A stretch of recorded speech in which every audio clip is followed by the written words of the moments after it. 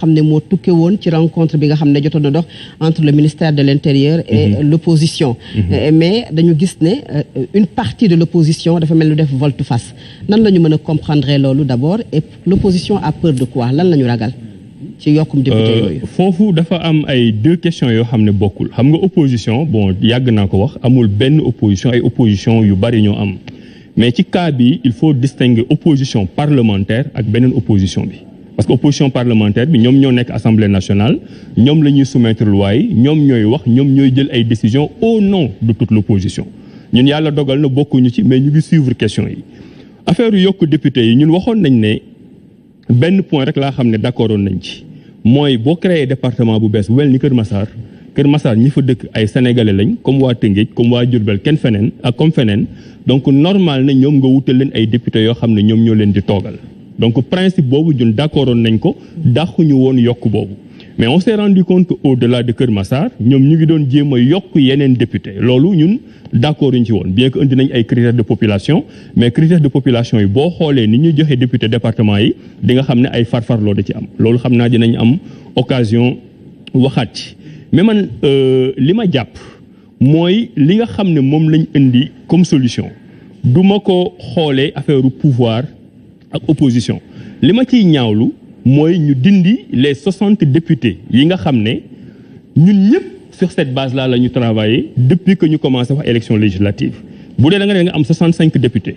da nga am 60 députés de au moins sur la liste nationale li ci des nga am ko sur les listes départementales et au niveau de la diaspora nga tenter lu mel nii war nga mën a trouver beneen solution booy rééquilibrer entre les départements parce que Dakar quand même am na 7 te 7 Kër Massar c'est juste à côté de Dakar Pikine bu ma juumul am na 5 donc mën nga def rééquilibrage bi ci biir département ba nga xam ne liste nationale bi doo ko laal le fait que ñoom parce que finalement puisque opposition parlementaire bi d'accordul c'est le ministre qui a décidé amatul consensus le fait que ñoom ñu dindi ci liste nationale bi 7 députés yóbbu ko ci département pour man loolu c'est de la politique politicienne parce que ñoom am na département yoo xam ne xool nañ ko xam nañ ne am na doole ma fàttali ne département bi raw gàddu la c'est-à-dire que boo rawee opposition bi même benn voix yow yaay raafale député yi fa nekk yépp le fait que ñoom ñu préfère que jël ko yóbbu ko ci département pour man ay manœuvre politicienne lañ mënoon nañ bàyyi les 60 yi nga xam ne ñoo nekk ci liste nationale bi bu boobaa département yi ñu def modulation bi entre eux mais fi mu nekk nii ñëpp ñu ngi wax naan élection bi dafay gën a difficile ci parti yu ndaw yi bu boobaa man jàpp ma ne ta parti bu ndaw laa dinaa ci ñëwaat mais ci dëkk li tax ñu créer en droit constitutionnel système plus fort reste c'est parce que dëkk assemblée da nga war a am ce qu'on appelle la nuance de toutes les sensibilités même ki nga xam ne bariwul ay nit war nañ fexe baatam ñu koy dégg ci biir assemblée léegi nag ñoom ni ñu doxalee nii dañu bëgg département yi fu ñu aay ñoom ñooy raafale yépp te li nga xam ne nag moom la ñuy séddoo au niveau national dootul bari. yaa ngi wax politique politicienne yaa ngi wax sànq ne dafa am une opposition parlementaire ak beneen opposition bi mais je pense que la rencontre c'était la majorité les non alignés l'opposition bref bu weesoo loolu on a l'impression que ku ñu ci dalal ci yéen dañuy comprendre qu'il y a plusieurs oppositions au Sénégal docteur c'est-à-dire que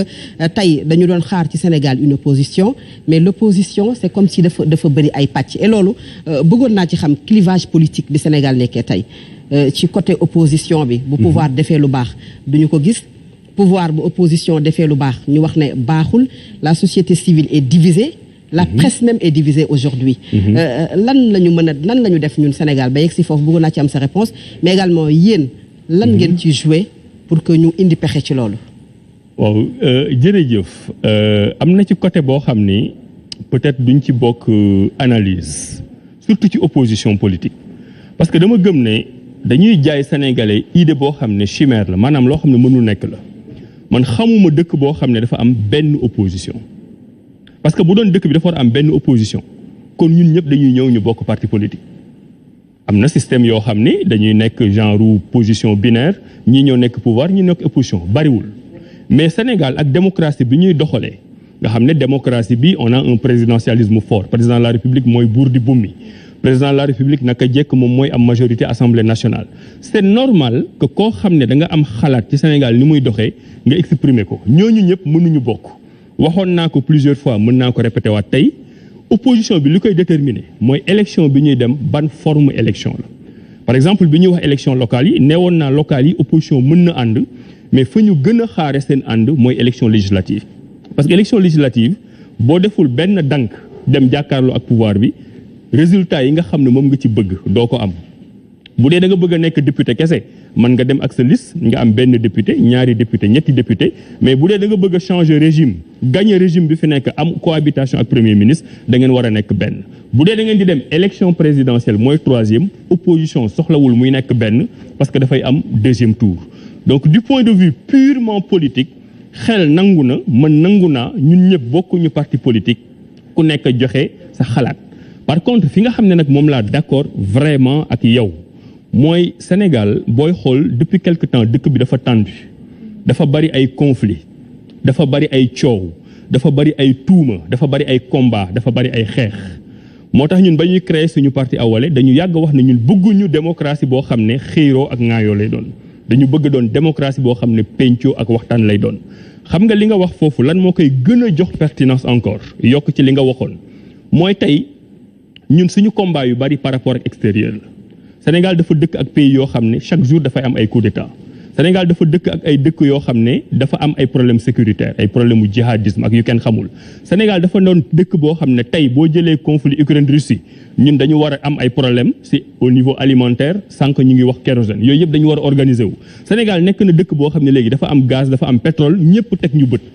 combat yooyu nag boo koy mënee nga xam ne ñi la war a séq ñëpp ci bitim réew lañ nekk dafa soxla yow ci seen biir réew ngeen nekk benn dank ngeen ànd mën a waxtaan ba nga xam ne lu leen song lu jóge ci bitim réew yéen di ngeen mën a fexe ngeen doon benn te loolu li koy maye du doon opposition bu nekk benn mais mooy les questions d'importance nationale ñun ñëpp ñu ànd ci par exemple question d'importance nationale mooy Casamance pour man Casamance opposition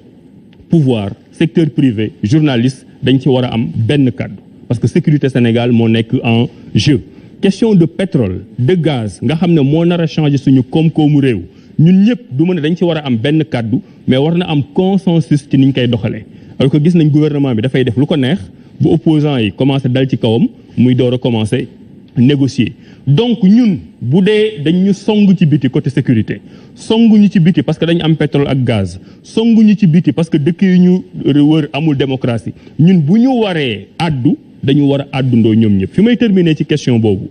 c'est pas une question politicienne pour man c'est la question boo xam ne moo nekk au cœur de la vie politique sénégalaise tey parce que Sénégal dañuy dund benn incertitude liée au mandat du ma ci développer boo koy wax dafay mel ni da ngay théorie dafay mel ni da ngay politique mais tey le simple fait que mu am incertitude démocratique bu mel noonu ci dëkk bi amul secteur privé amul journaliste amul doomu daara amul keneen koo xam ne mën na la wax tey lan mooy xew Sénégal 2024 alors que suñu constitution ak dëkk bi ni mu évolué moo ñu waroon man ne le 3 avril 2024 président Macky Sall dina am beneen président bu ko remplacer gis nga loolu bu ñu ko réglé woon xol yi dina gën a dal dënn yi dinañ gën a tijjeeku nit ñi dinañ gën a dal dinañ gën a am confiance te bu boobaa ci la vie politique bi di gën a neex mais incertitude boobu boo ko boolee ak jafe-jafe yi nga xam ne moom la ñuy dund